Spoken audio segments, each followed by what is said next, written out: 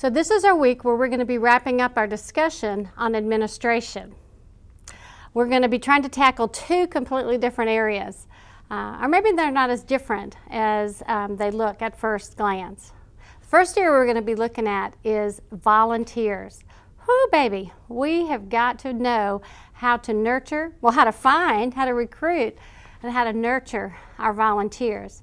So I look forward to sharing with you about this. For so many years in ministry, I was a volunteer, and I loved what I was doing, but I knew that I was highly motivated because of my seminary background, because of my desire to see the ministries that I was working in excel and succeed for the Lord. But there are some people out there who need to be reached out to, and they need to be nurtured, they need to be trained. So we'll be talking about some areas about volunteers to make sure that we are focusing in a positive way, because I'll have you know that we cannot do this ministry of recreation and sports without our volunteers. And when we're looking at lifespan recreation, we're looking at volunteers who love the babies, who love the middle children, who love young adults, who love senior adults. That there are, and it's not the same person necessarily who's doing all of that. We want to make sure that we are finding people who see each of those different age groups as their ministry, and they'll help us do that. So volunteers, that's going to be our first thing that we're going to look at. And then we're going to jump back into the book on chapter 8. This chapter is called Recreation and Sports Ministry, an Evangelistic Approach. Let me throw out some of the things in here that I hope you'll pay attention to. This author, Greg Linville, starts out saying, the question for sports and recreation outreach endeavors is it about evangelism? And we're like, well, yeah. But then he adds, or is it about evangelistic disciple making? Is it about evangelism, or is it about evangelistic disciple making?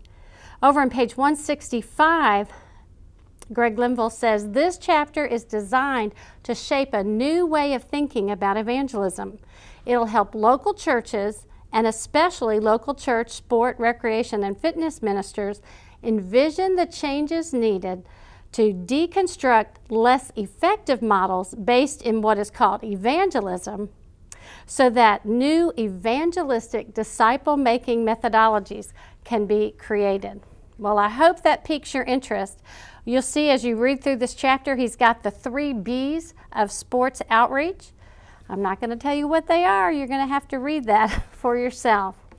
And then towards the end of the chapter, he says, so the question for sports and recreation outreach endeavors is this. Is this outreach about evangelism, or is it about evangelistic disciple making?